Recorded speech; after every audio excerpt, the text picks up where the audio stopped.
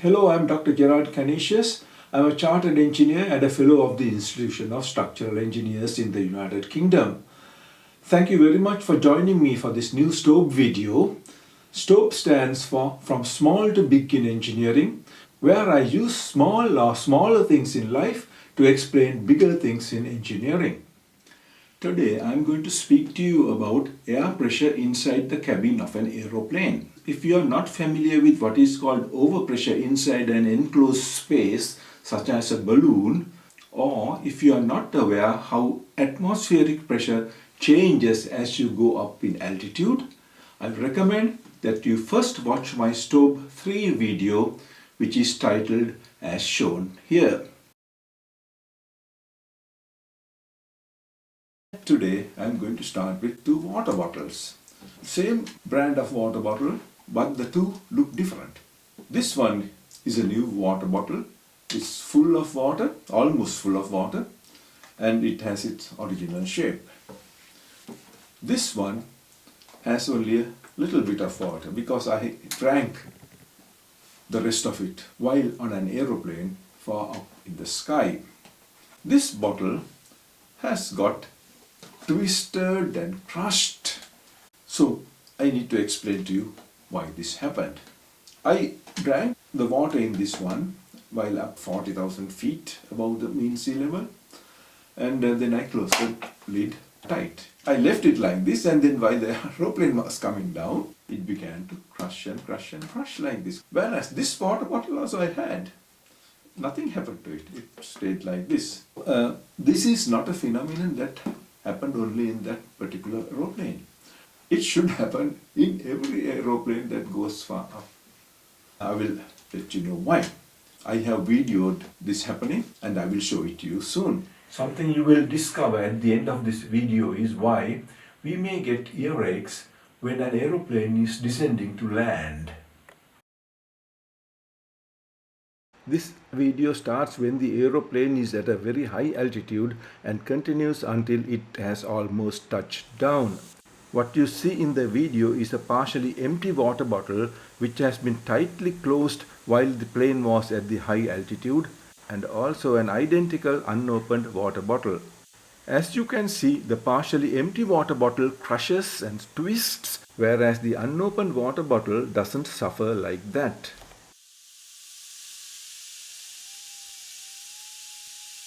Why did the almost empty water bottle get crushed? It happened because air pressure inside this was lower than what's outside. So it's like a balloon, the opposite of a balloon. The air pressure inside the balloon is higher than outside, so the balloon expands. Now in this case, air pressure inside this was less than what's outside, so it began to do the opposite, that is, it began to get crushed. Please note that the following pressure versus altitude diagram was presented and explained in the STOBE 3 video.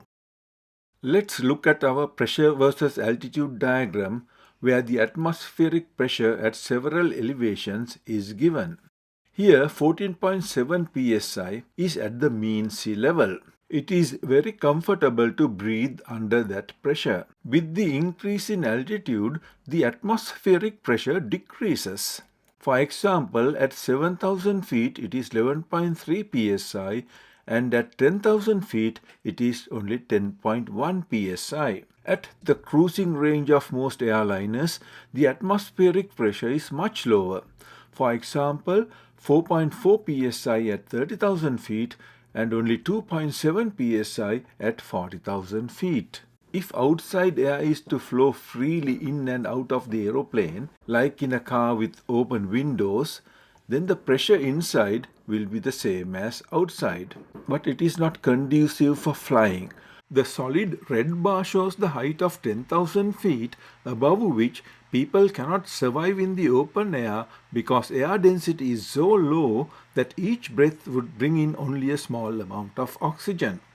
How can we make people breathe easily and be comfortable when they are on an aeroplane that is high up in the sky? The solution is to increase the air pressure in the cabin by pumping in air when the aeroplane is at higher altitudes. For human comfort, the ideal cabin pressure is at mean sea level, which is 14.7 psi. However, then at 40,000 feet, where the outside atmospheric pressure is only 2.7 psi, the aircraft will have a large internal overpressure of 12 psi. In this situation, the aircraft has to be designed to a very high strength, which means it will be expensive to build and would be heavier. As we can appreciate, a heavier aircraft would require more fuel, which means it would be more expensive to operate. A compromise is to make the cabin pressure be that of a high altitude where we can still breathe comfortably.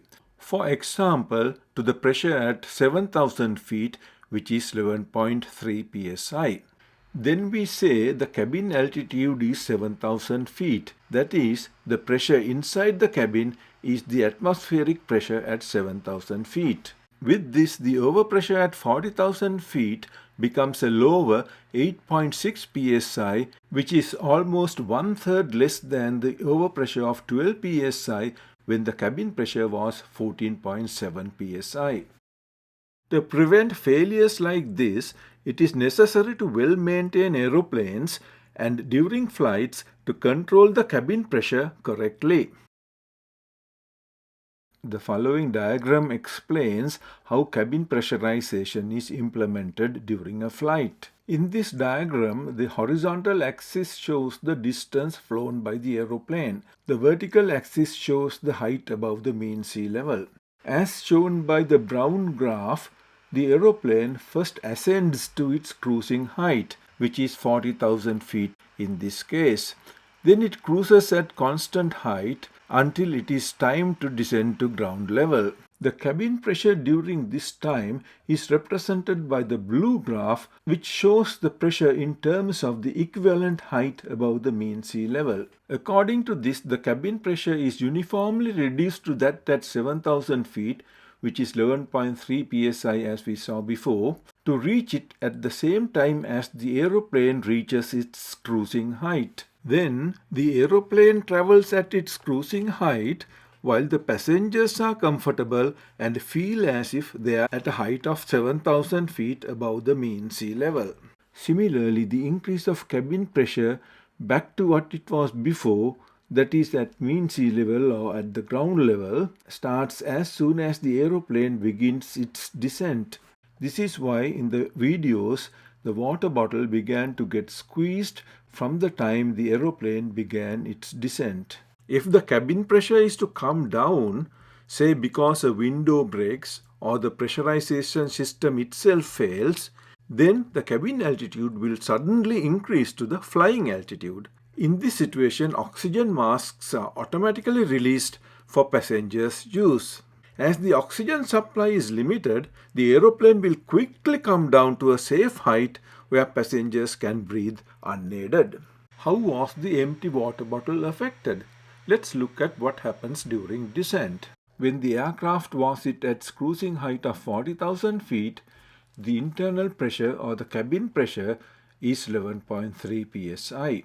Also, the pressure inside the water bottle that was opened and is now almost empty is 11.3 psi.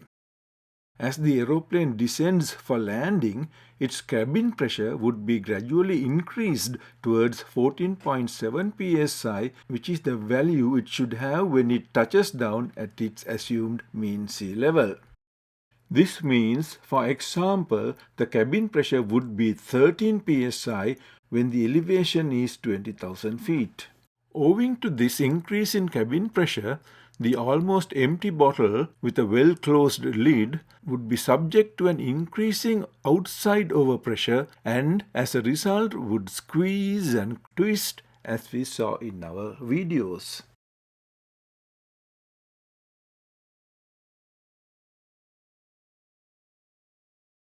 Some of you may be wondering about two other scenarios that could have happened.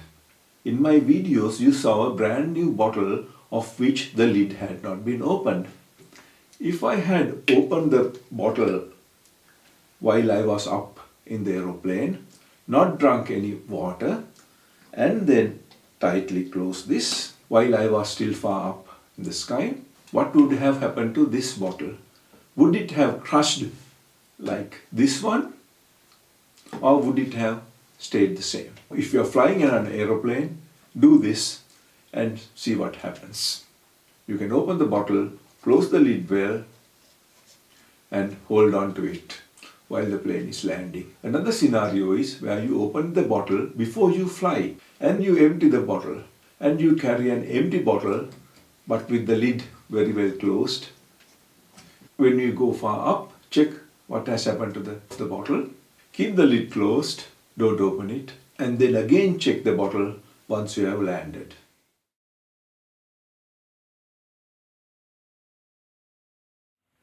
At the beginning of this video, I mentioned that you will hear about the reason for getting earaches when an aeroplane that's flying up in the sky is descending to land. I believe some of you would have experienced it. If you yourself did not experience, you may have heard children screaming while the plane is landing, with the hapless parents unable to do anything to relieve their pain. Why do we get these earaches? They are related to the change in cabin pressure that we discussed in relation to the bottles. Earlier, I mentioned to you that an empty water bottle with its lid tightly closed should crush when a plane is landing. But not everyone would have earaches. Why is that? To understand why this change in cabin pressure can give us earaches, and also why not everyone gets earaches, let's look at a human ear. Here I have some pictures of a human ear that I have annotated to explain to you what happens. This original diagram is from an old Gray's Anatomy book. In the first picture you see the ear canal annotated. The ear canal is the outside part of the ear that goes in and then stops at the eardrum as shown in this second picture. Beyond the eardrum is what is called the middle ear air cavity. It is full of air. This middle air cavity joins what is called the eustachian tube. This eustachian tube connects to the upper part of the throat, close to the nose.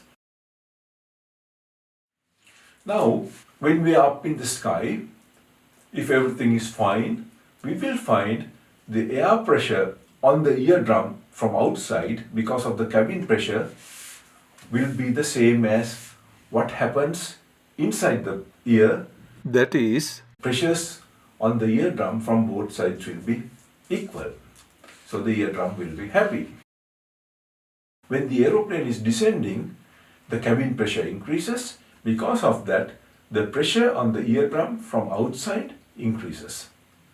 What happens inside? If your nose is clear and the mouth is open, then air will go in because the outside pressure is higher. It goes into the eustachian tube and goes into the middle ear air cavity.